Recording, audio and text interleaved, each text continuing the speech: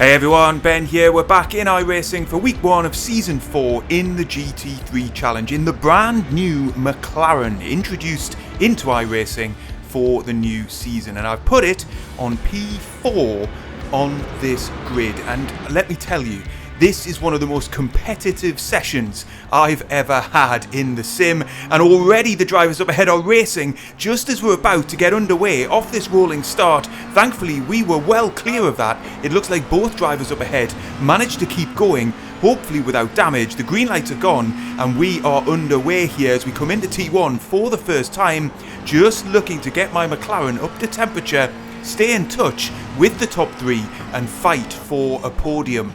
Now then, why is this one of the most competitive races I've ever had? Well, this is ultimately one of the most competitive series in all of online sim racing. There were 14 splits for this session alone. That means around 280 drivers were taking to the grid simultaneously to run this 20-minute fixed GT3 race. And that means all the drivers on the grid are extremely well matched. And as we get onto lap 3 of this race, you can see the distances haven't really come down. P1, he's cleared off into the distance a little bit, but the rest of us are all pretty closely matched here, and I'm still hanging on in P4, trying to close down the drivers up ahead. Now for me, that means trying to get onto the rear wing of Yassine Farla up ahead, and you can see we're just 0.3 seconds behind at this stage of the race. But catching is one thing, passing is another, and that's going to be very difficult at this circuit with drivers so well matched, with cars so well matched. To try and squeeze past is going to be really challenging. We're into the braking zone here, and you can see I just got on the brakes a little bit too late. That's going to cost me all the way through this final complex of corners. You can see I'm sawing away at the wheel there to just try and get grip back in the tyres. Farla pulled away there, and he is trying to put pressure, of course, on Jefferson Santana up in P2. We've moved the action on to lap 4 now, and you can see this battle's still raging. Santana slightly wide there, out of the right-hander. I managed to time my braking a little bit better this time, so I am closer to both drivers up ahead here. In fact, I've got the best line through this set of corners. I'm going to be right underneath the rear wing through the final corner here of the driver up ahead as we cross the start-finish line to get ourselves on to lap 5 here, and we're going to come through into T1 again, just having to try and feather the throttle here to not carry too much speed, run wide and pick up a time penalty. But look at this up ahead. Farla is going to get down the inside of Santana. They're side by side. Can I capitalise here as well and manage to get past Santana? Well, I'm stuck on the outside of the next corner. I'm going to try and cut back and get a better exit, but unfortunately it looks as if for the time being I'm not being able to make that move stick. We're going to try and keep in his slipstream here, maybe get the benefit of a double toe. Santana is looking to get back past Farla as soon as he can. Just being careful on the brakes here, as you can see the two drivers pushing very hard up ahead, nearly running too wide there, and you can see Farla just struggling a little bit through the right-hander, but I haven't been able to capitalise, and if anything, I've got a slower exit than the two drivers up ahead, and if we're not careful here, we're all going to be slowing each other down, and in fact that's almost certainly going to happen here as the two drivers up ahead are now side by side as we approach cops. This can't end well, can it? Well, they're able to not make contact with each other, but they've definitely cost themselves some speed. That's going to give me a bit of an advantage heading into Maggots and Beckett's, but it's impossible to pass through here. In fact, really all you can achieve is a high-speed crash if you get too close to the other drivers. What I'm trying to do is line up a better exit, but I lost out big time, and that's going to cost me any chance of getting alongside down the Hanger Straight and into the third sector of the lap. And so we've moved on then to lap 7. That's nearly 3/4 of the way through this race. That's how long we've been fighting for position here to get up into P3 or even P2. And look at that, Farla now is trying to get back at Santana up ahead. They're getting nearly side by side through the complex. Not quite, but they have again slowed each other down. So I'm going to try now and force home a move on this lap and try and get up into those podium spots. You can see they're just trying to break the toe. I'm trying to keep in the slipstream here as we get towards the left-hander here. Again, they're pushing very hard here. I'm going to try and take a nice gentle entry to the corner to prioritise the exit, but it's not enough to get alongside into the long right-hander here. Again, trying to prioritise a good exit, and it looks as if I've been able to do that slightly better than in previous laps.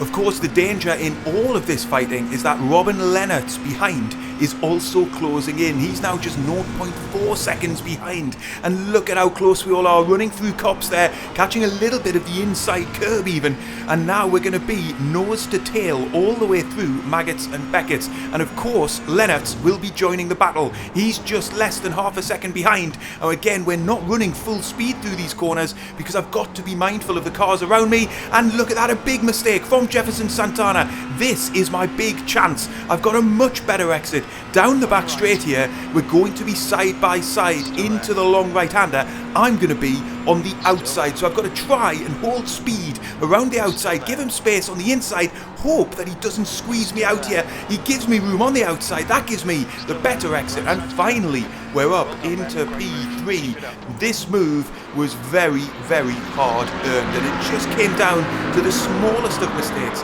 from Santana there. He ran wide on exit of Maggots and Beckett's, and unfortunately for him, that's going to cost you speed all the way down the hangar straight. And in the end, I was able to just be brave enough, each of us giving each other room there, which is crucial, but that gave me room for the better exit and ultimately to take the position. And actually, look at that, Lennart gets past as well. So a really costly few corners for Santana.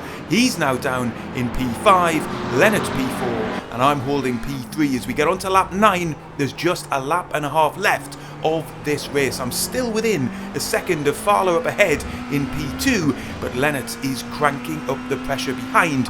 And if you look at the display on my dash, I have got an extremely hot front left tyre, and I am now beginning to struggle in the car to try and get the car pointed in and get on the gas on exit. And I've popped up on screen the onboard camera from Lennart behind, because really now, for the last lap and a half of this race, this is going to be the key battle. I don't think I'm going to get alongside Fowler. I think I'm going to have to be defending from Lennart, who's clearly got more speed than I do through the final part of this race. I'm trying to keep it neat and tidy, prioritise a good exit, but you can see just how much more speed Lennart was able to carry through that section of track there, and he's going to be in my slipstream all the way down this long straight here and into the final section of track. I've got to hit my braking point. I've got to get the car turned in here and carry as much speed as I can, but I am struggling compared to Lennart's behind. He's going to have a run on me here. I'm going to try and close off the inside, but Lennart is going to go for it anyway. He's going to dive down the inside here, and we've been hit. That's a reasonably chunky bit of contact there.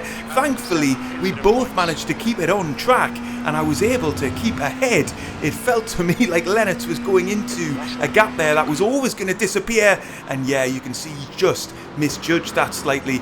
We end up being his brake there as he comes a bit too hot into the corner. I give him room for a car's width on the inside there. He ended up coming into our side panel. Thankfully, no significant harm done, but a vivid illustration of just how close this racing is here. As we're on to the final lap now, just about half a lap to go, and we've got to survive this. Another onslaught is surely coming from Lennart on this final lap, because I am struggling for pace big time. You can see the gap has opened up to Fowler. We've got the TV camera up once again so you can see it from Lennart on board, just how closely he is following us through these corners. And you can see from my lines on track, I'm a little bit all over the place at this stage of the race. I'm really struggling to not carry too much speed into corners, to get the car rotated, to try and maximise my speed through some of these corners, and in the end I'm costing myself time, and I'm just heating up those tyres more and more, and I'm really hoping for the finish line here,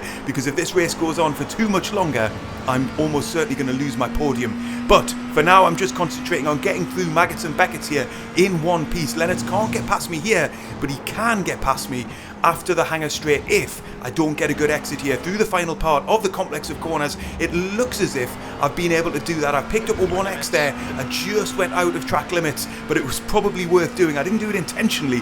I'm really hanging on for dear life here in the cockpit. I've now got Lennart pressuring me from behind. Once again, I don't think he's going to make a move here. I think it's going to be into the final set of corners. I'm able to keep the car reasonably well into the apex there. I've got a little bit more of a gap this time than the lap before. Is he going to go for it? Well, he doesn't, but I've carried too much speed in. This maybe is going to give him a final opportunity. He was briefly alongside me there into the corner. Look at how I'm having to saw at the wheel to try and maintain traction. We're just able to hold on and keep P3 and bring home a podium in this first race of the new season.